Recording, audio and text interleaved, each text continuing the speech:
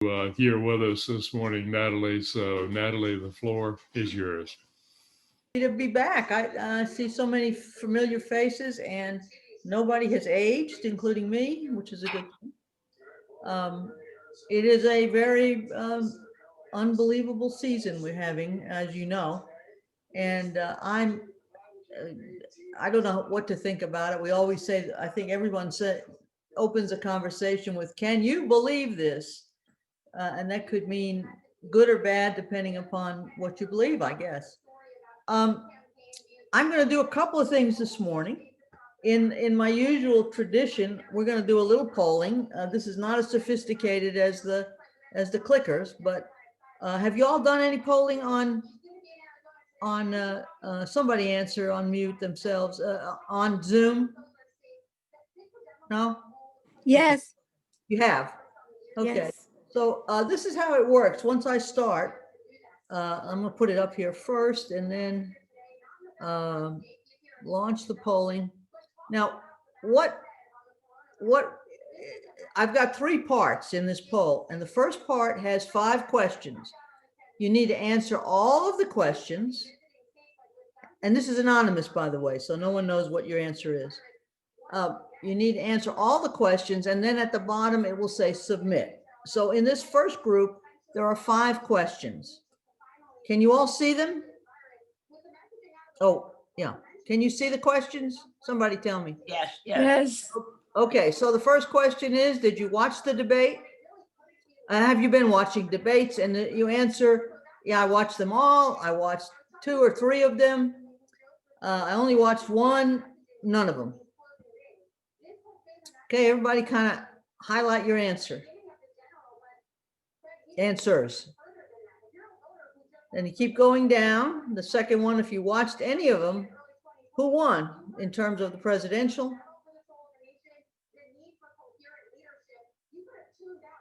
Third question is, if you watched the vice presidential debate, in your opinion, who won?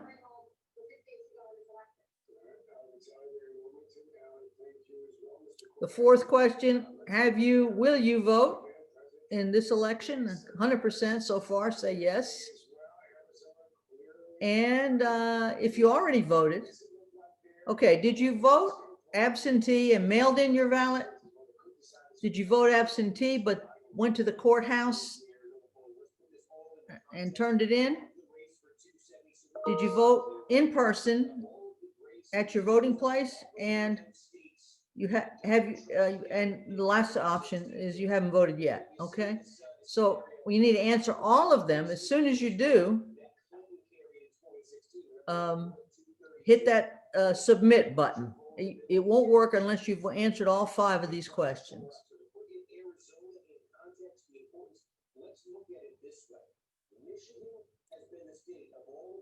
We're pretty close here. Okay, so now I'm going to share our results for the first 5, okay? And on the first question, just over half said they saw all the debates. So a lot of you watched debates. There's no question about that, right? Only 13% didn't watch anything. If you watched them, you thought 70% of you thought Joe Biden did better than the other guy. Uh-oh, it's one of those groups, isn't it? Feel free to unmute, because I can't tell whether you're having fun or not. Okay. If you watch the vice presidential debate, who do you think won? 70% said Kamala. Only one person thought Mike Pence had won, etc. Everybody's going to vote or will vote, have voted. Only one person said, I'm not doing it. And a lot of obviously most of you are absentee. Some of you went to the courthouse. And then we're waiting on a third of you will vote again, okay? Okay, so now we're going to go to the second group of questions, and there are 5 questions. And go ahead and answer them. The first one is, which of these issues is most important? You just have to pick one. I know they're all important. Everybody see the poll? Oh, yeah. Are you answering? Uh-oh. Nobody's answering these. Can you answer them? There we go. All right, we're starting to see answers now.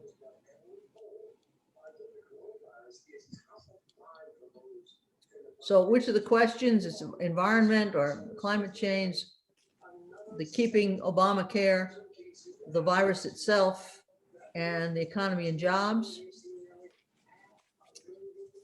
How important is it to wear masks? Look at that. Most of you, you can't see, I can't. I really think it's very important. In general, how good a job has a president? This is the totality of his job, not just, you can change your answer if you want. Not just the virus, everything. How about on the virus itself? How good a job has he done? Excellent, good, only fair, or poor? And finally, has anyone you know contracted the virus?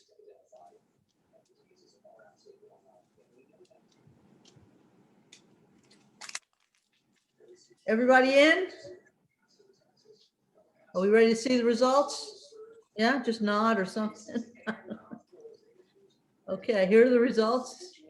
The virus is most important to you, 63%. Number 2 was the environmental change, well, climate change. I want to say something about the ACA, and we can talk about it in the questions if you want.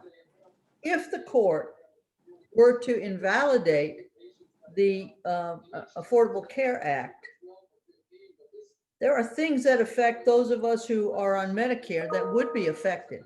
Most people say, first of all, premiums would go up. Second, the lifetime limits. Do you remember there were lifetime limits of $1 million? My husband blew through that a year ago. Would those limits go away? And Medicare Advantage would probably go away. So there are consequences even for those of us who are on Medicare to think about if they were to abolish the ACA. I'm optimistic that they're going to leave it alone. It's too big a deal for them to invalidate. It would cause an incredible amount of disruption. And then, you know, the other thing, which might not affect us directly, but our grandchildren who are can stay on their parents' healthcare plans till they're 26, that would certainly go away. You think masks are pretty important? I'd love, after we get through all this, I'd like to know from you guys what you're thinking is why people won't wear masks. And I think that's a question. I can't figure that one out. I'm writing it down so I'll remember it. Natalie, is there anything going on in the background in your computer or You in know, your there might be. hearing? Hold on 1 second.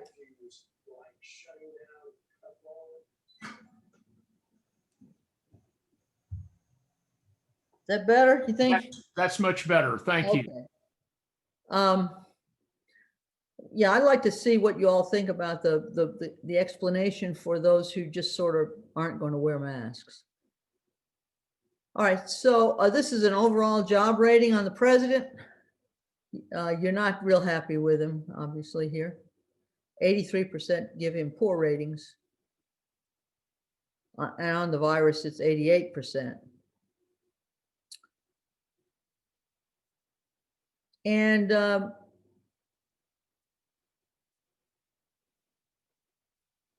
it looks as though what 54%, 64% have had contact. 8 of you say somebody you know died. I've had one person who died. of it, and another person who was on a ventilator forever, and he's going to make it. But and 17% say no. I wonder. I don't know what the national number is, but because we are all of a certain age, it seems to me that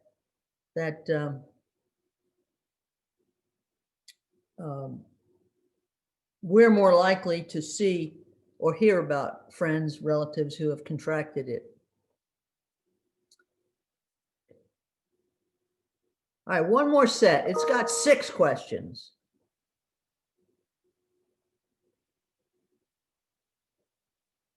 I just, wait, there we go. So you should be ready to go on these. Who are you going to vote for? I can guess now after you've told me all this other stuff. Biden or Trump? You all see the questions? Yeah? No, not yet.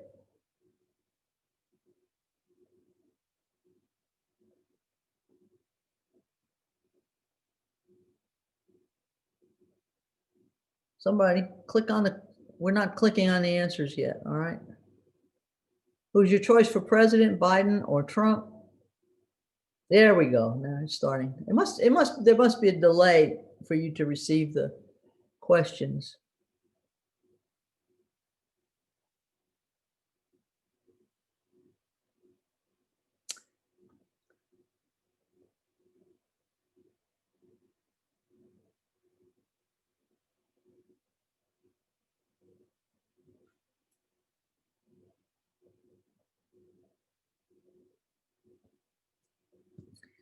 The third question is U.S. Senate. Look at you. You're all well, you can't see it. I keep forgetting.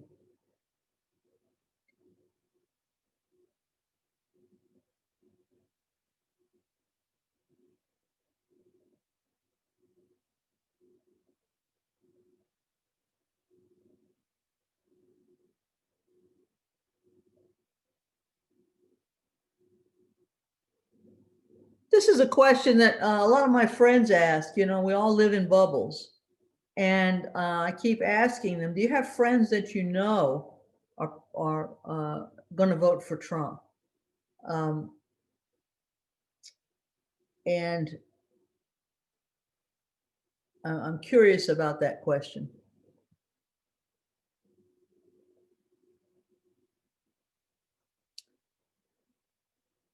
Supreme Court, do you favor adding 2 or more justices?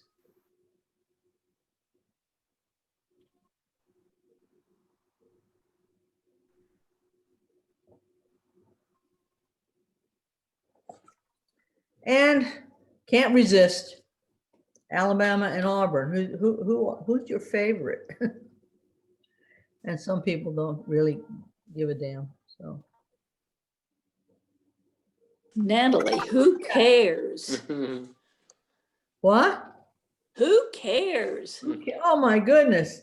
We have a little group that has dinner once a week outside or something, and we had to keep rearranging the times because Saturday, you know, is football. So I don't.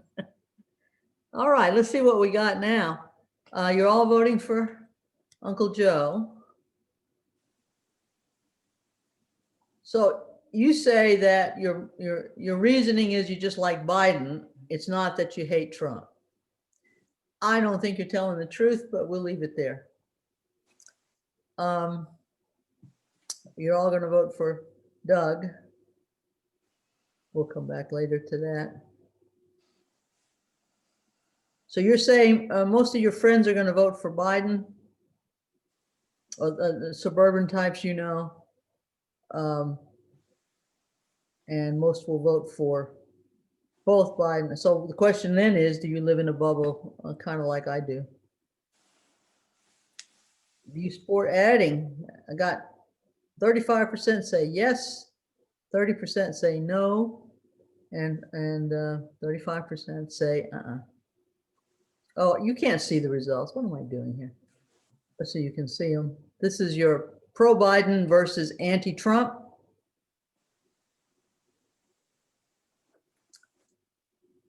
all but one person who says it isn't sure yet is going to vote for Doug Jones.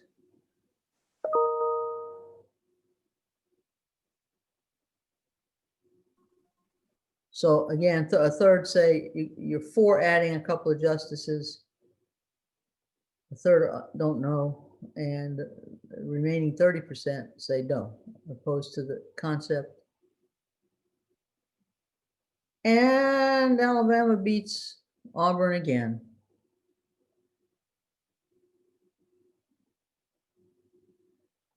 Okay, well, let's take care of that. That's all I got in the polling side. Just try to take everybody's temperature and have a little fun with it. Now, for my next act, I have a PowerPoint that I have worked hard on, so you have to like it, because it's very hard to put graphs, that steal graphs from one site and put them on a PowerPoint. So I'm going to hope this is going to work. Wait a minute.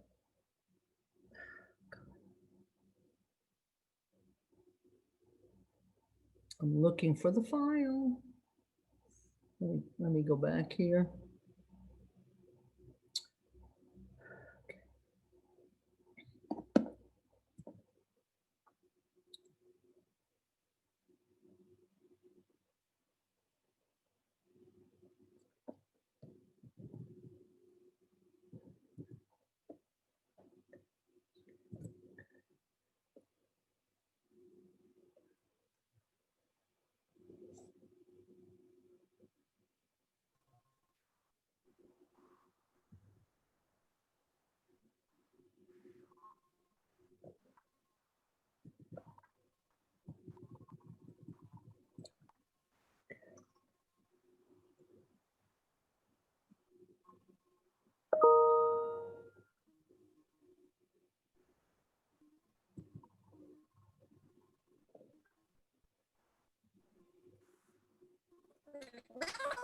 I'm coming, don't worry. I'm just trying to get the thing up here. Okay. Yeah, you can practice this any number of times and it works every time except the time you need it to work. There it is. All right, we're good to go.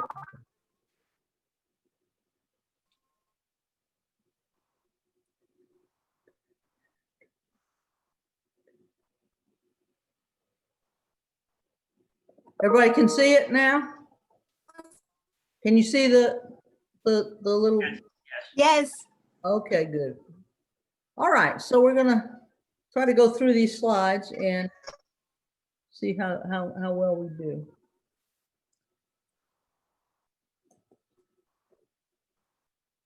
I used to look like that. What strikes me about this election is that think of all of the issues that have come up, you know, almost daily.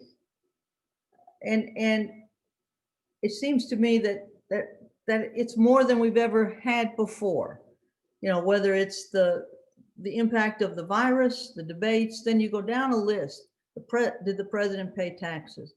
The economy, law and order, both from the point of view of behavior during protests to issues of that have to do with the president and whether he is above the law or not. The Black Lives Matter movement. I should add the Me Too movement. Also. Immigration has been. We're talking again about the separation of children from parents, and that the fact that there are 545 children who have not been reunited with at least one of their parents. We're now talking a lot about election fraud, about when the election is over. You had a Supreme Court justice yesterday, Justice Kavanaugh, who said that if we know what the result is on election night, and should it change by counting more ballots, then that creates distrust in the results. The question of Ukraine, Hunter Biden relationship with dad, that's another issue. The whole issue of the pushing through as quickly as possible the nomination and admission of Amy Coney Barrett as our newest justice on the Supreme Court. The Electoral College, of course, is a major player in this because it is conceivable that, again, we will have a minority president, meaning that President Trump will not win the popular vote, but might win the electoral vote. And then the biggest question is, 2 weeks from today, will we know who the next president is? Just a word about there's lots to say about the Supreme Court.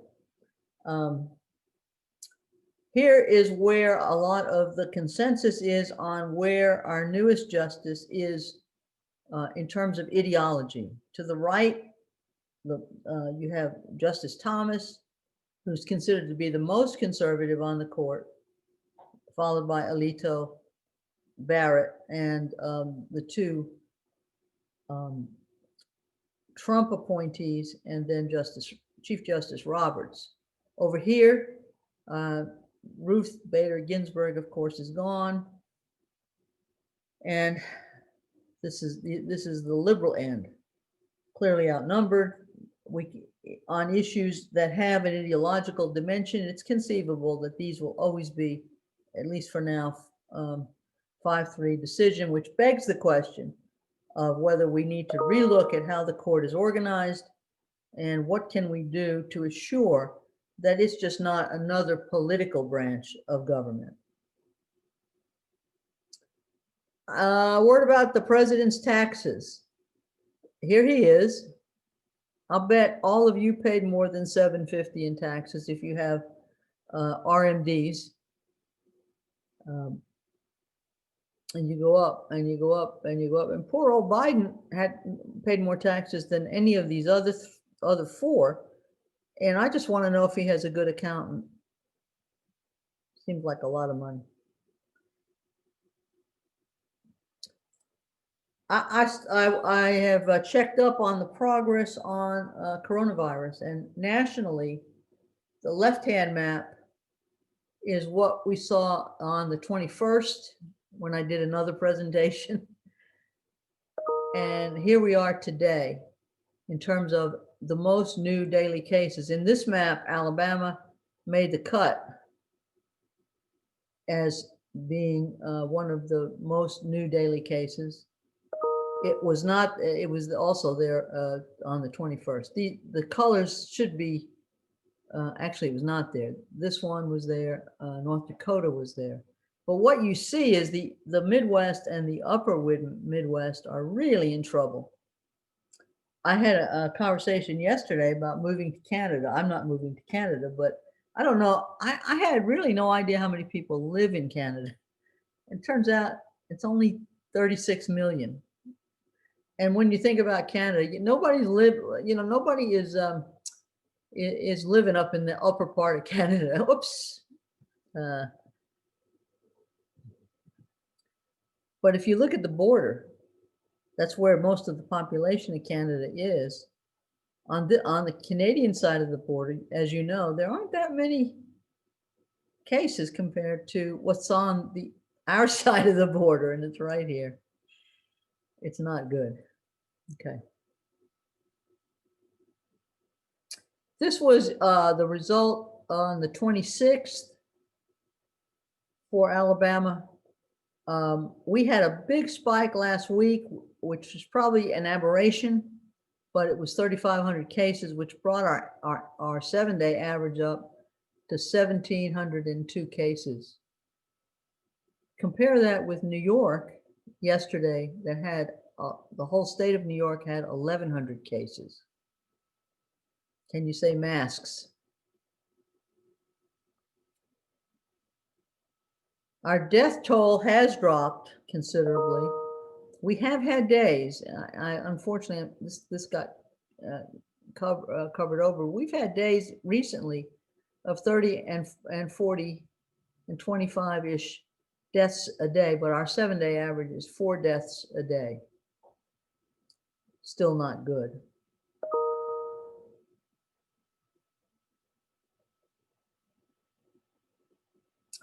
Okay, so this is presidential approval. How good a job has the president done as being president? Now, you didn't like his job. You said, by and large, it was poor.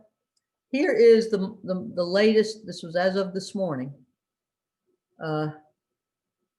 As of yesterday, yes, I'm sorry, late last night, it was 53.5% disapprove of the president's job of the president handling his job, and 42%, a deficit of 10.9 percentage points in terms of what they mean when they say he is underwater.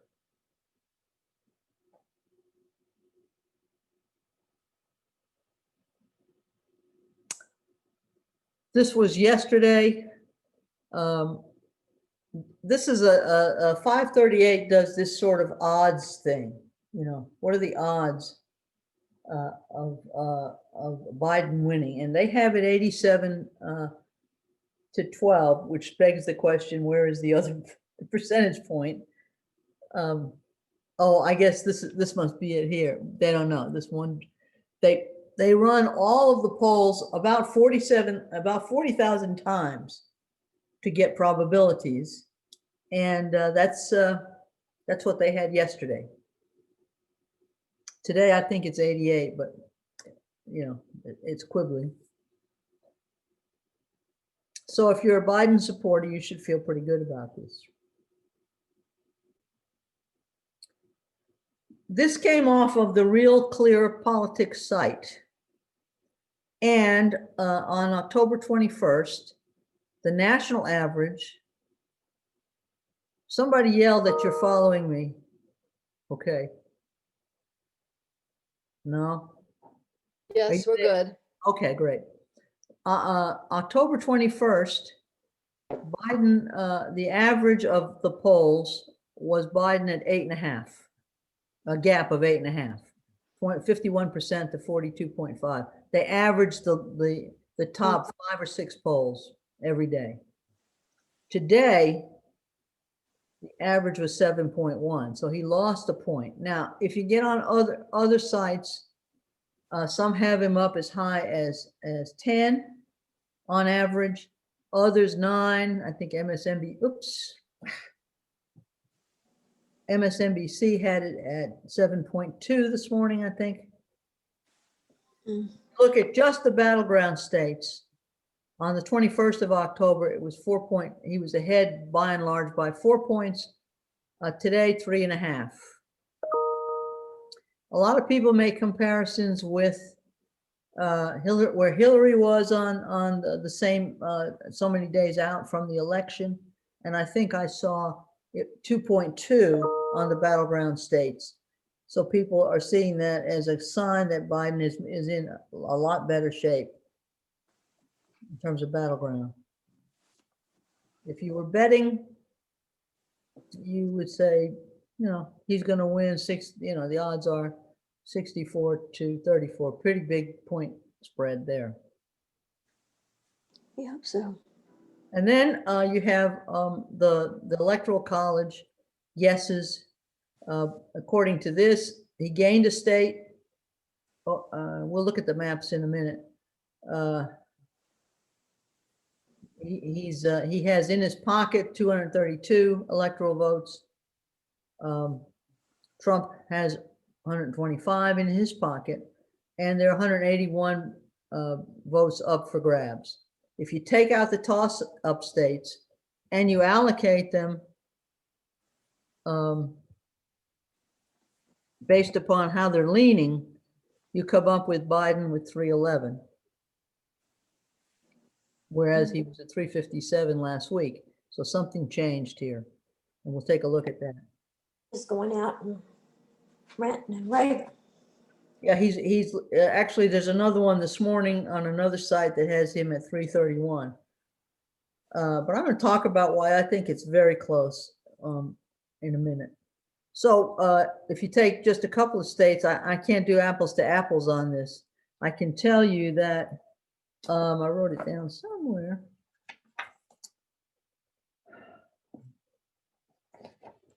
Yeah.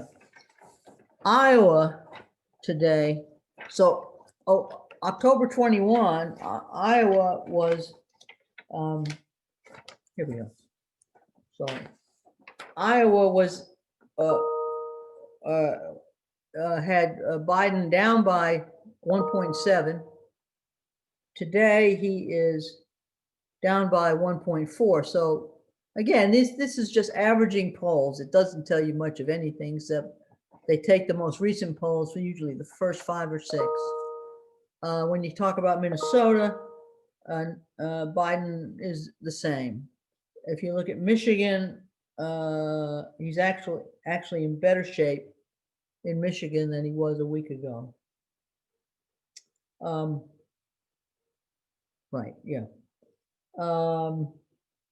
Texas is about the same. Arizona is, where's Arizona? Arizona, he dropped a little bit. And in Nevada, he dropped a little bit. And these are some other states. I'm not going to do the comparisons, but the key ones to be looking at are Pennsylvania, Florida, and North Carolina, I think.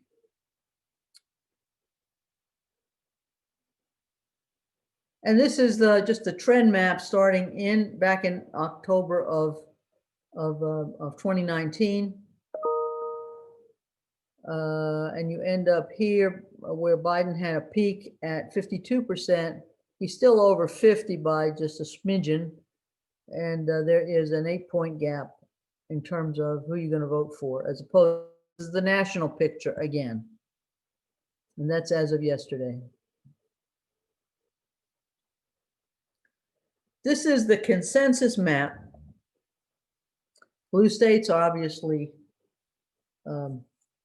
Biden states. The brown reddish states are obviously Trump states, and then the gray ones are the ones that are up for grabs.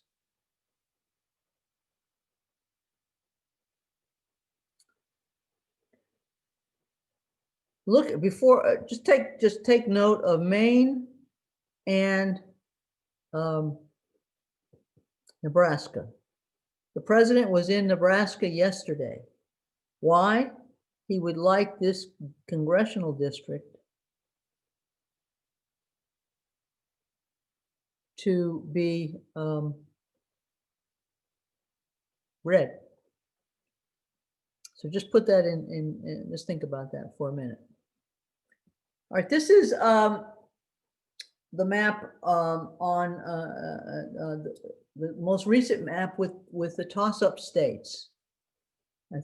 232 Biden, 125. This is what we just saw. If you take and you allocate, this is what the map looks like. I'm just repeating what that previous picture looked like. So all of the South, all of the Midwest is red. Ohio's red. According to just where the race stands today, if we allocate the toss-up states. Okay.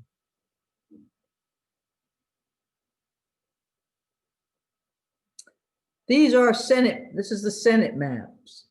There are a bunch of seats up. Almost a large proportion of the seats that are up this year are Republican seats.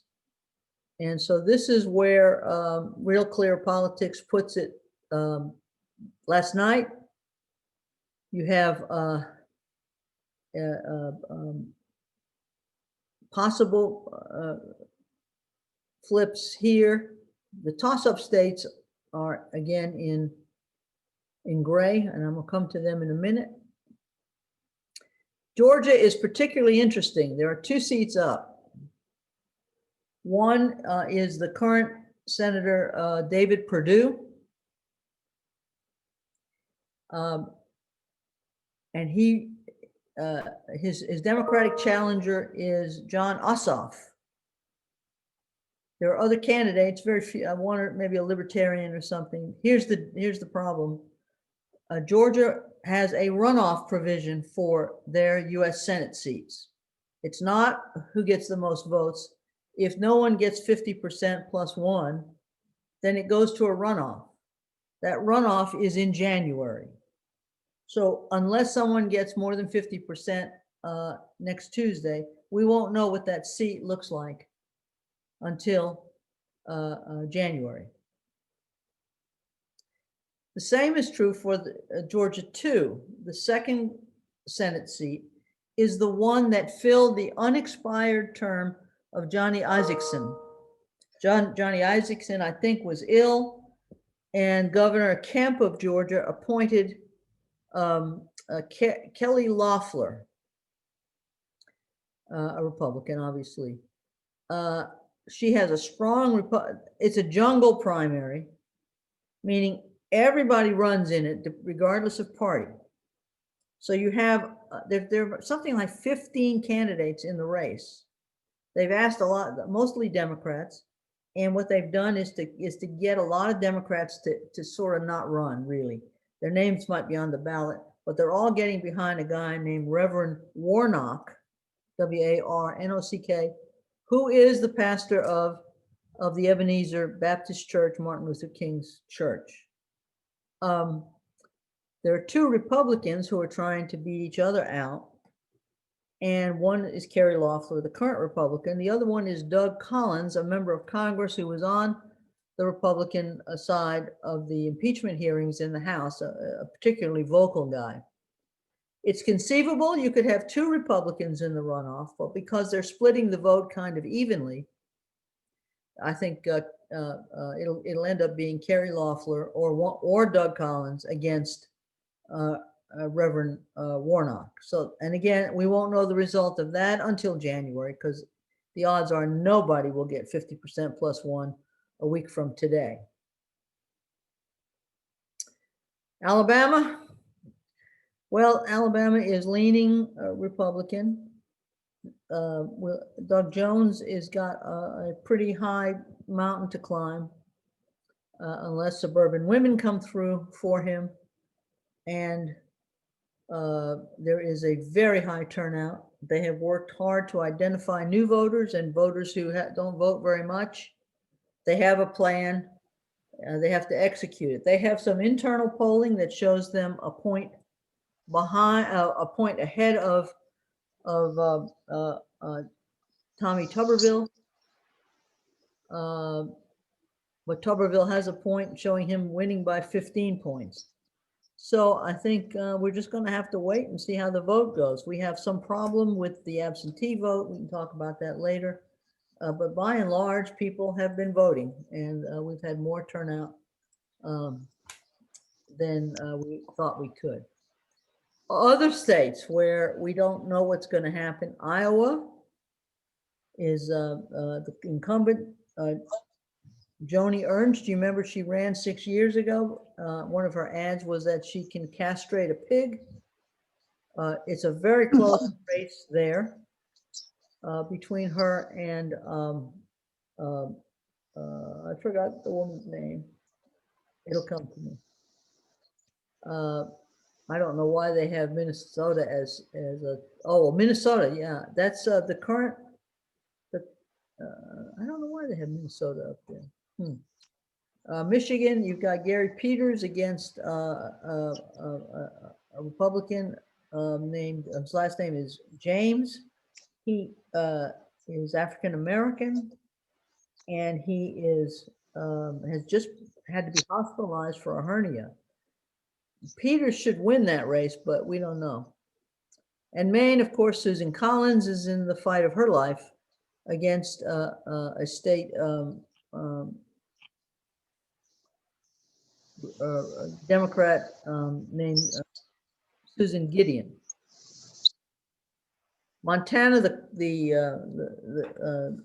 Steve Daines, the incumbent Republican, is running against Governor Bullock, who had run for president for about 10 minutes and decided against it, and he finally got talked into running this time. Colorado is considered to be a Democratic pickup.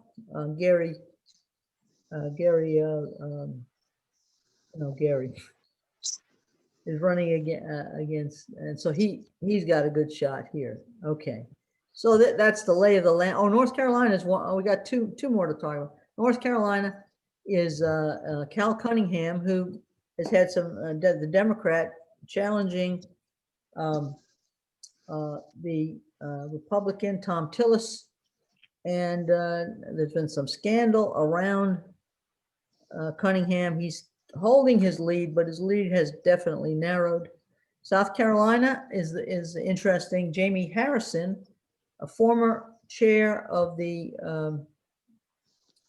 South Carolina Democratic Party, African American, he raised in the last quarter $57 million against one of my favorites, Lindsey Graham.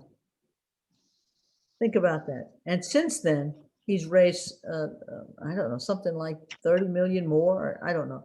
And poor old Lindsey doesn't have much money. He's only raising $1 million a day. South Carolina is a relatively inexpensive media market, and so a lot of the advertising for Jamie Harrison is being placed elsewhere to raise money, and that has apparently worked. Okay, so you have the toss-ups in that map. And here is how Real Clear allocates it. Where with toss-ups, Repubs were leading Dems 46 to 45. When you reallocate, Dems come up with 51. Now here, as Joe Biden would say, here's the deal. And then it turns Alabama red. Here's the deal. If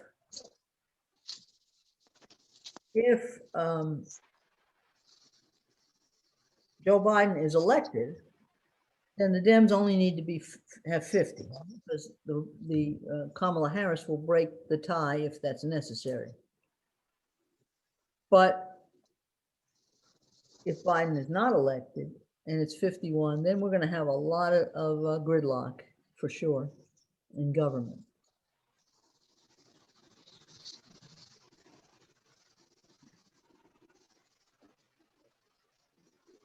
Now, this is what I hope this is going to work, because I'm still working on it. But here's a map. Okay. Somebody tell me if you can see the map. No. Yes. Yes, we can see it. Okay. So you can do this yourself and begin to play with the map. So for example, if you want to make Texas, this is the current map as they have designed it. So you have that I fooled with this a little bit, excuse me. You remember the map I showed you was 311 or 333, something like that. Well, I started to play with it, and I got to this point where I can, if bear with me here, because I got to remember how I did this. If you assume the 3 states that President Biden took before, but really doesn't look like he will take again, they are Wisconsin, Michigan, and Arizona. So I gave Biden Wisconsin, Michigan, and Arizona. Now, there are 3 other states, though, that look like they are probably very much in play. Pennsylvania, which I gave to Biden. I'm sorry, which I gave to Trump. And I can make it blue, and that would change the overall total. Biden goes up. Remember, he was at 270 to 268. So I'm going to give it back to Trump.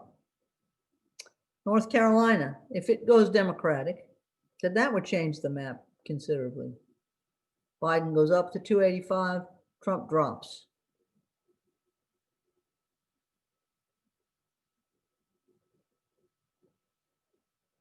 Okay. Florida is a big ticket item. 29 electoral votes. I gave it to, looks what happens if Biden wins Florida. He jumps up.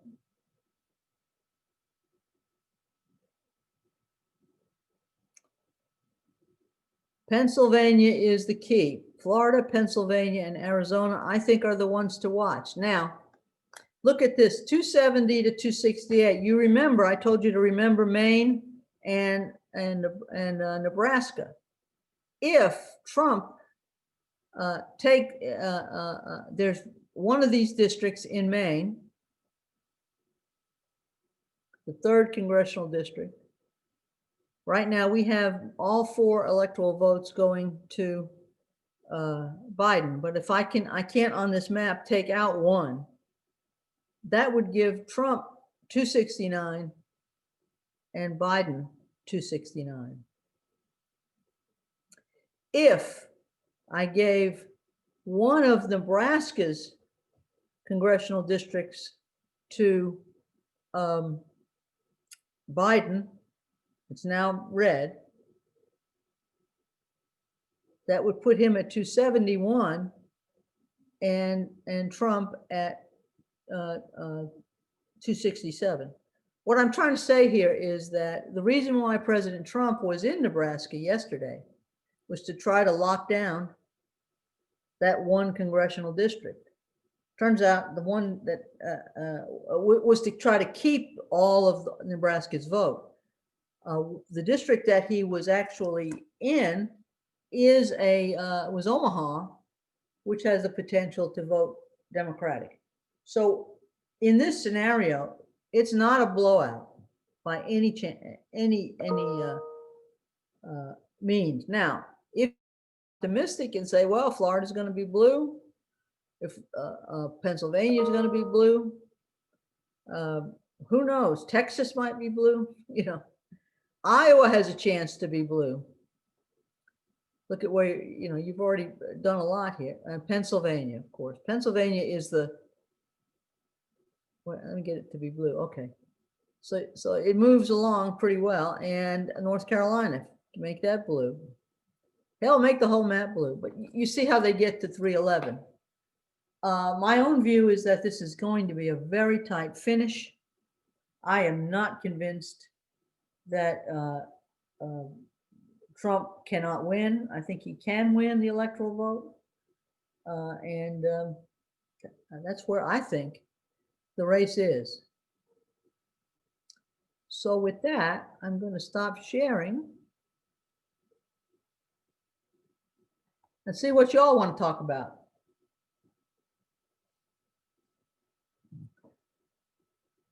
Phil, you want to open up the unmute everybody, see if anybody wants to talk about anything?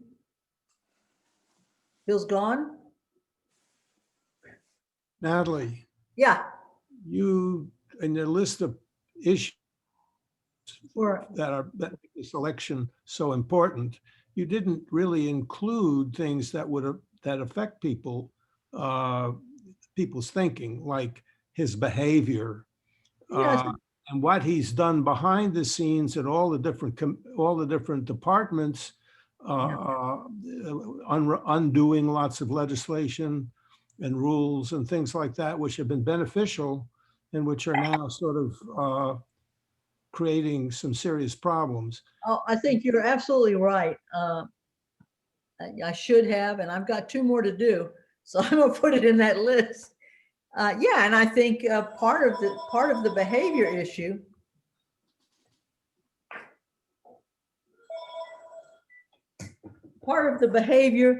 the lack of respect for the rule of law, all of that stuff plays into why he's having a hard time with suburban women in particular, and to some extent, young people. This has been, you know, can you remember a president who, I guess the Yiddish word is, gave us so much service in our lives? I mean, does every meal have to begin with, I can't believe what he said today, you know? I find that to be unsettling. He's just, this thing with this latest regulation where he has decided to, his executive order says that he can fire anybody who is in a policy position who is working in adversely to what his view is of the world. We're talking about career civil servants. Well, does he in fact have that authority? I'm pretty sure it's not in the Constitution. Well, it doesn't have, he runs the federal government. He hires and fires. I think it would be litigated. There's no question. Not If it- civil service. He doesn't hire and fire civil service. No, but listen, he does stuff and he does it, and it's up to the courts then to take him on. Hello, the courts. What I think is even more insidious is that to the extent he gets people out who aren't on his side, see the world the way he does, and he puts people in, it's like he's leaving his seed, even if he's defeated. And it would be up to a Biden administration, should they win, to find these people and get them out. It's just, I just was on a Zoom call with Joyce Vance, and she had this, she has the same view, and it is just nutso. There's no other way to look at it. I think the thing that concerns me is even more so. I mean, I've given up being concerned about the president's actions and such because, they're pretty much all off the wall. But how many people in this country don't seem to give a damn, no matter what he does? It doesn't matter to them. I mean, there's so many things he's done, and it does not seem to matter to them whatsoever. They still support him. And I don't know whether it's because they just hate Democrats or what the issue is, or whether, I don't have a very high view of their intelligence levels, but it is very disturbing how many people in this country just don't care. Well, you can't help, obviously we all agree, but what are they watching? They're not hearing what you're hearing. They're watching Fox, and they're not seeing a lot of this stuff. And clearly his base has eroded some. And there are lots of people who are very well educated and know lots of stuff, but it's in their interest that he be president, and they'll just put up with this other stuff because it doesn't really affect their lives. Well, there's something that came out just a week ago, and of course, there's no way to prove it from the few places that it was posted. But it was saying that half of Trump's supporters believe baseless QAnon pedophilia claim about Democrats. And where did that half number come from? I can't. But if there are that many people believing that, then they have a basis to say no, never a Democrat. Well, that's the problem. They believe it. And the more you tell them it's not, it's that you're the one who's been duped. It's kind of a catch-22. 2/3 of the people do not believe this stuff, and we need to put that in perspective. So how does he win? He wins by picking off those states and those communities that feel threatened. You don't have to believe in QAnon to say the world has changed. Whatever happened to how things were when I grew up? Whatever happened to a sense of, my jobs are going to China or to Mexico or whatever. He's running around the country telling people, the polls all say he's won. I mean, imagine that. And I'm sort of right now the canary in the coal mine saying he may very well win. I really started in the last week or two to go through every state and try to figure out communities and what this community would do in that. And it scares the heck out of me, to be honest. I hope I'm just way off base and crazy. Natalie, Yeah. in your opinion, if Trump gets reelected and the Republicans keep control of the Senate, what does the future look like? If Trump gets reelected, well, it's terrible. What can you say? He feels free reign to do just about anything. And I mean, it's pretty incredible. Nobody seems to care that he's made money off of being president. Nobody seems to care. He doesn't pay his taxes. Just the simple things. But the thing that has discouraged me, I think someone has already raised that. Why and all this. We didn't realize until this president that our democracy is really quite fragile, that it is based upon some sense of trust, respect for institutions, not friendship, not having dinner senator to senator, that's part of it, but just the whole idea that we play by some set of rules. That's one of the definitions of democracy. That people have agreed on the rules. Well, probably most of us do agree on the rules, but the guy who's president doesn't. And so he gets a subpoena and he just says, I don't care. I'm not going to do that. He's told that Michael Flynn may be a security risk. I don't care. It's one thing after the other. You can't have foreign intervention in elections. Well, I'd listen to what they said. We would never hear this from other people, other presidents, and have not heard it. The idea that you stack the deck any damn way you want because nobody can stop you. You put in an attorney general who becomes your lawyer, not my lawyer, not the country's lawyer. Although he's been laying low the last couple of days, if you've noticed. We haven't heard from him lately. Yeah, I think it's a very serious point that we never thought the rules of the game would be challenged the way they have been in this presidency. And I don't think that's partisan. I think when you get a subpoena, you do it. You can fight it, but you do it. And then you stack a Supreme Court. And we were going to go back to this.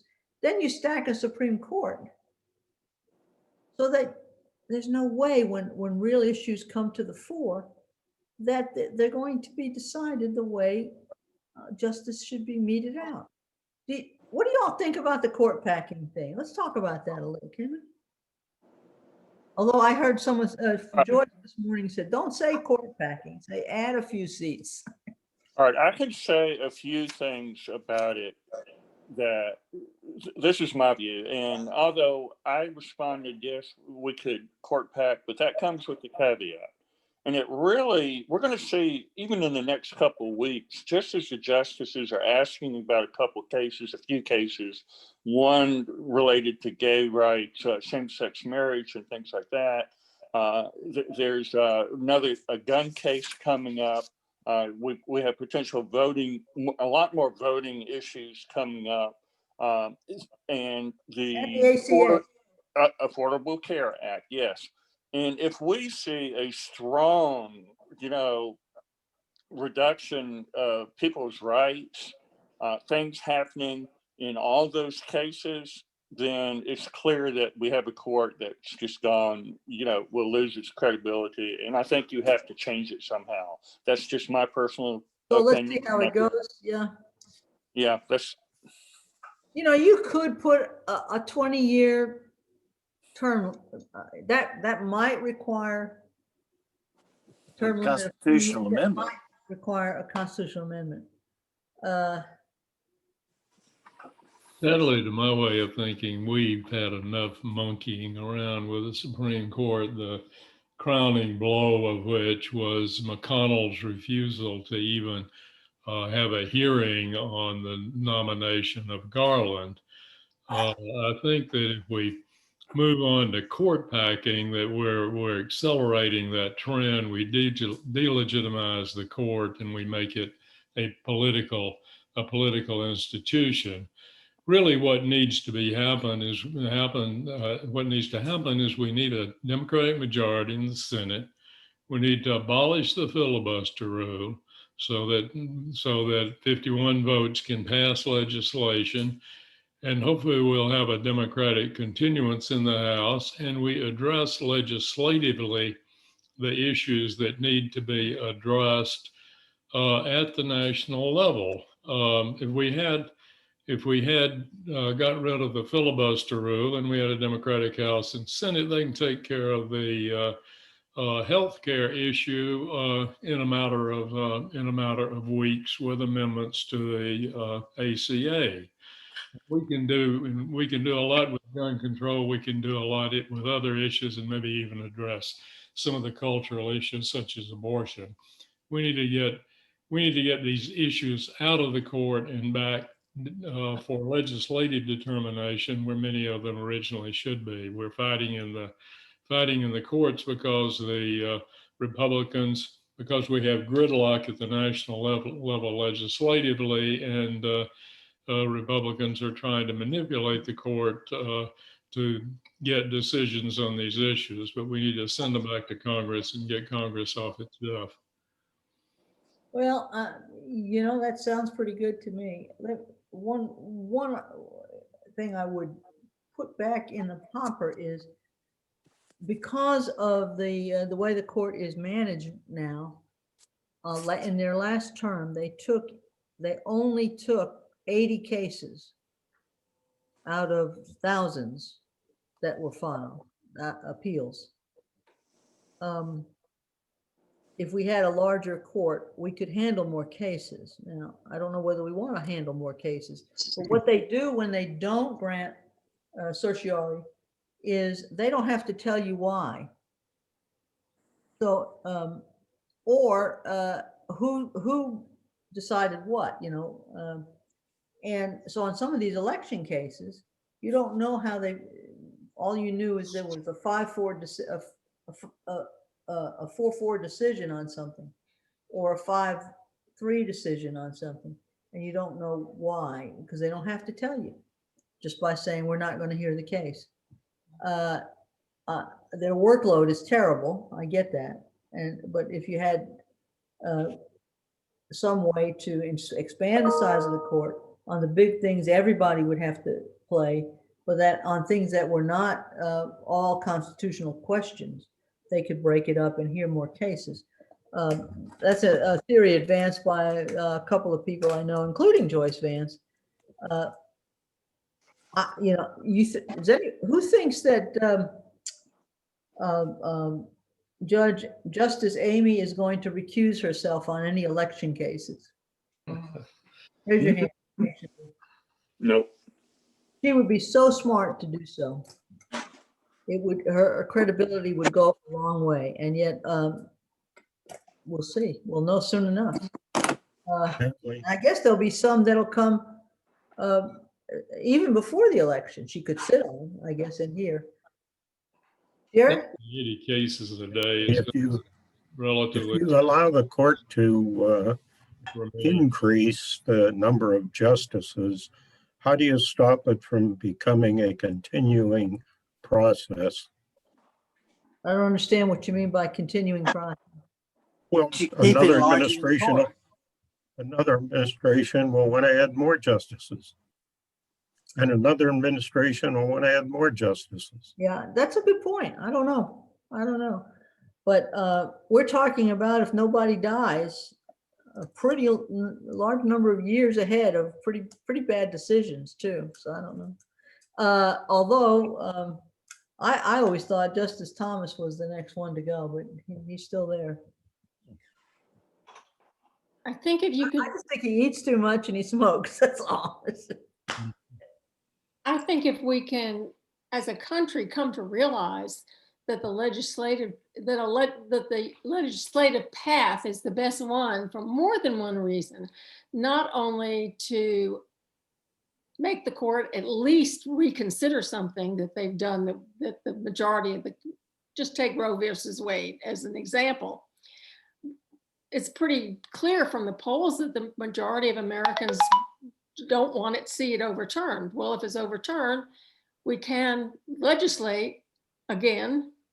And the second benefit to legislation is it returns a little balance of power to the legislature. I think we've given up on legislation. Well, certainly, yeah.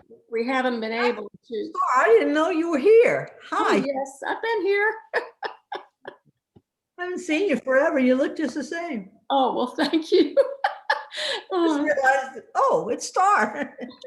I wouldn't miss an opportunity to hear you, Natalie, if I at any time. So I think people they don't really understand the balance, what the balance is supposed to be in our government, and the ramifications of that is who you nominate, who you vote for, who you give money to, etc. Well, I think, and truth be told, for most people, some of us don't feel directly related to a Supreme Court decision until it just hits us in the face. I remember Senator Portman from Ohio, who was always against extending certain rights to gay individuals. Well, all of a sudden he finds out his son is gay, and his whole attitude changed dramatically. Until it really hits us where we live, we don't understand the impact that the Supreme Court can have on our lives. Well, that was uplifting, and I voted already. How many of you went to the courthouse, and how long did it take? It took about 20 minutes. 20 minutes. When did you go? How early? Maybe about 3 weeks ago. Uh-huh. Anybody more than an hour? No? Yeah. Hey, Natalie. Natalie? Yeah. Hi, I'd like to just go back for a moment to what I think is the logical conclusion to your answer to my first question. And the question is, what is the fate of democracy if Trump gets reelected and the Senate stays Republican? Yeah, it's not good. It's more of the same. I think I've been saying, if Biden were elected, you can kind of undo most everything Trump has done. Kind of. But I think 8 years, I'm not sure you can. And this whole question of I don't think it's an exaggeration that says there is a democracy pays a price here. And for those of us who really have believed in the system, I mean, I think politics is ennobling. Yeah, people lie, cheat, and steal, but by and large, we have a good system. But we didn't know we had such a good system until this guy came along. So I think democracy is in jeopardy. And it's not, sort of feel good, over hyper morality. I think when you look at the numbers of what can and cannot be accomplished, it ain't good. And I don't care if you're a Democrat or Republican. And Natalie, I think that I'm a believer that it would be a sorry state to have one strong party. I mean, we need at least two. We could use more than two, just so we bring other points of view to the table, and people need to negotiate. Our problem is that the majority in this country is not being represented. We have minority government. Mm-hmm. I mean, But if, Montana, Wyoming has as many senators as California. It's almost as though the system is fixed. If you have, it's not that the, Republic, I saw somewhere it said 90% of Republicans believe blah, blah, blah. Well, 90% of 30% is 27%. 27%. That's not a majority. But if Trump has been so incompetent and evil, and the majority of the population doesn't favor him, Yeah. and we are so lazy that we don't get out and vote, do we deserve him?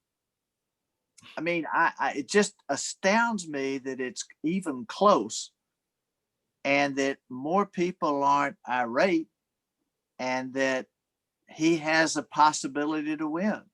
And if he does, then I say, screw us. We deserve it because we didn't do enough to stop him. Well, yeah, I hear you. But we got that damn electoral college. Now, are you saying Alabama's going to vote for Biden? No, it's not. Andy raises an interesting question. When the system was set up in 1789, there was a very small population. We now have a huge country, 300 million people, and all sorts of outside influences on the government, which existed but now are even more potent. And it raises the question of who thinks what and how many, is the country even manageable? We have a Senate race here where a former coach, Tuberville, came into the state from out of state to run for office. He hasn't said a word about what he might think about any issue, was brought in probably by the Koch brothers and other people who paid his way and got him where he is. And he's very likely to get elected. The people had no say in this matter, really none. Yeah. So are we really manageable with 300 million people based upon our Constitution of 1789? Well, we're going to have to be. I mean, what else have we got, right? To say we People live. can vote. Huh? The We can people vote. can Yeah, go vote. all of us You are know. going to vote or have voted. So we're good. We're good, right? Yeah. It's Natalie, do you think there's going to be a large difference in the popular vote? Looking at you think? I think this year we might, while it was 2.5 million votes the last time, I think this could be much worse. Yeah. Better, however you, and that, but. And if Biden wins, that'll be a good thing because it'll cut down the public sympathy for court dragging and a lot of other things. It's, we just gotta hope it happens. Well, here, my question would be, if Biden does win, would it be possible to consider being successful at eliminating the Electoral College? Because the country, as you point out, I think, the representative of the representation by senators of each state probably needs to be changed. They probably need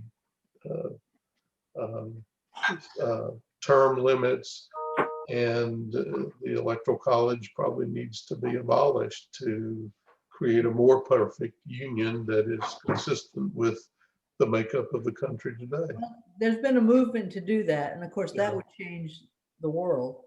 Yeah. Short of that, you could do what Maine and Nebraska have done, and that is to allocate your delegation by your electoral college votes by each congressional district.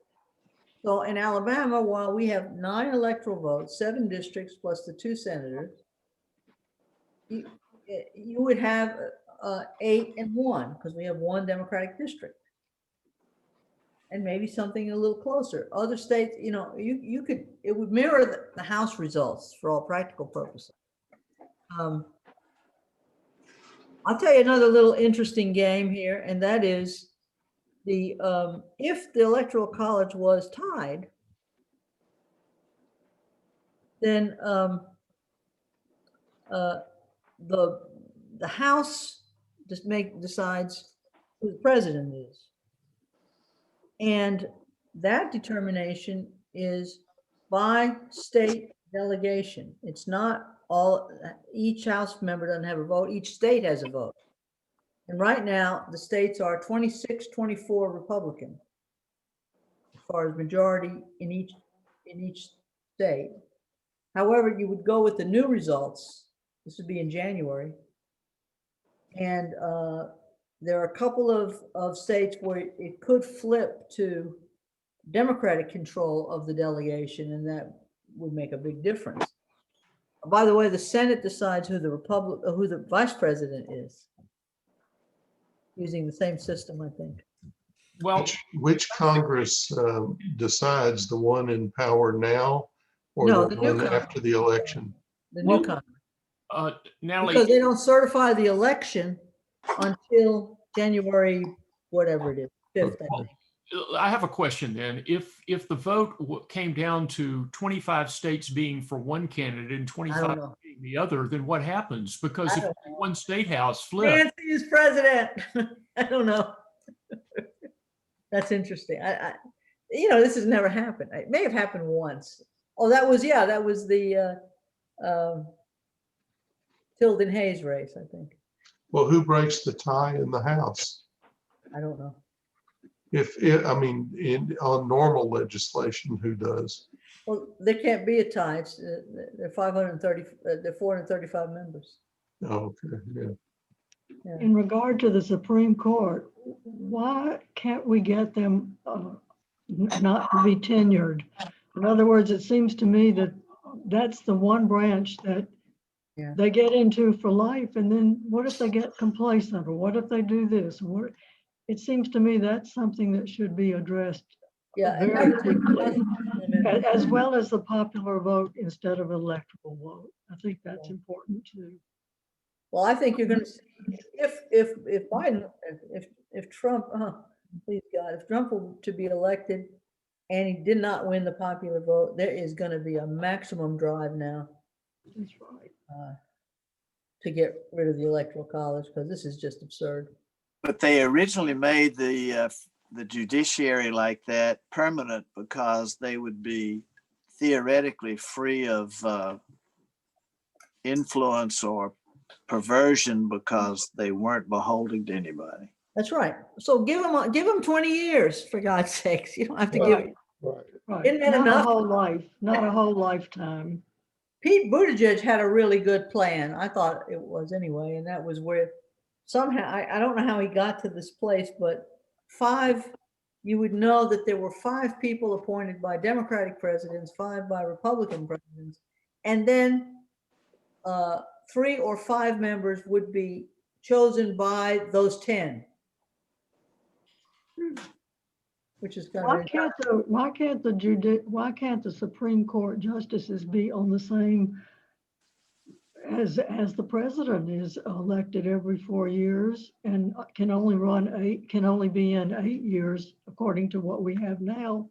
Well, why can't that be done in the judiciary as well? I mean, I don't see I don't know what was because the background. They would be responsive to political pressure is the idea. If you say nobody can get me out, then I am free to be honest and fair. and of course, that's the case right now, right?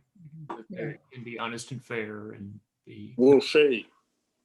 You know, yeah. And another idea is that a president may only, no matter how many years the president is there, appoint 2 members to the court or 3 members to the court, and limit the impact of any single president on. Like that one. It might work, depending on, or maybe only one per term, something like that. And they can get along with less than 9. Well, Natalie, the Natalie, Senate was And they supposed did. to It be, started with 5. And then it got raised every president up until Lincoln, including Lincoln.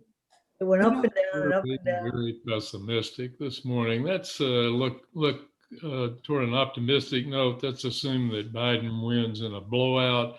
What is the future of the Republican Party?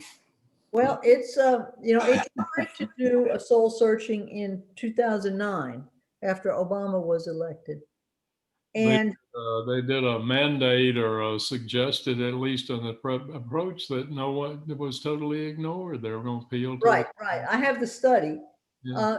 The Republican Party has turned into an old white guy party.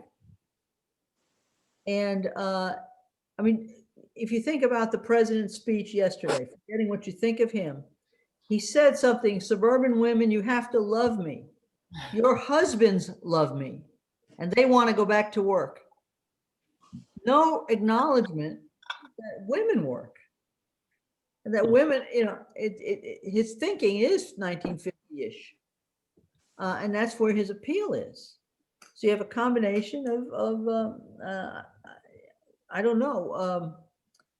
I noticed he went to the villages as an attempt in Florida to gain some senior votes. Well, I think he's trying to rally his base. He went to the villages, he went to the panhandle. He's trying to squeeze a few more votes out of his group of base supporters with a hope of carrying the state of Florida. But right. Well, yeah, what I was getting at was he was challenged on by somebody and said, "How come nobody were? The people in the crowd were not wearing masks?" And his response was, "The people behind me were wearing masks." And if you looked at that crowd, the people behind him were young people, which I thought. And then last night was the worst. He was speaking in, I think it was Michigan. I think it could have been Wisconsin. It was snowing. It was cold, 30 degrees. He left after it was over, but the buses that were going to take people back to their cars, the buses didn't come. Somehow in the planning, they forgot, it was one of these things, you park your car somewhere and then you get on the little shuttle to go to the airport hangar or wherever he was. And so you had people taken to the hospital with hypothermia. It's just mindless. that is in small scale what has happened with the approach to the pandemic. It's just been, it's as sad as it could be. Sad as it could be. And I can't see my grandchildren or my children, and I got people in New York, I can't go. Well, you mentioned very early on the issue of wearing masks. If Trump in January had said, we got a basic precaution here that everyone needs to take, we need to wear a mask, we're going to crank them out, I'm going to invoke the Defense Act, and we're going to get people to do them. If we don't have enough, we've got to go through the hospital folks and be sure they all have them. Everyone else, get your mask on, we're going to beat this. And that the failure to do that has resulted in the deaths of tens of thousands of people. well, and he likely would be winning the election today if he had done that. Winning the election today. I think so. I think that says it all. All he had, and he created an issue that wasn't there. That's the strangest part. Why, what was the deal? He saw something on Fox about don't tell me what to do, and he adopted that view. Oh well. Listen, you guys have been great. I think you're We probably enjoyed it. Let's hope for a better outcome Tuesday. absolutely. Good outcome. Dr. Davis, thank you so much for being with us this morning. I sort of get the feeling we could go on with this for a lot longer, but I know that you have things to do. And Yeah. Stop doing all. Great. And I saw Francis in the group. Hi, Francis. Great. And I appreciate you all being patient with me. Thank you again. Thank you. Thank you. Thank you. Look, Yeah. one more question for you, Be safe. Natalie. Vote. Okay. Ciao. Thank you very much. On your Facebook, Natalie, on your Facebook, Yeah. do you post items of political interest or? Not much. I do a little Twitter from here to there, here to there. I tweet silly stuff. Y'all be good. Thank you. I have to end the meeting because I'm the host.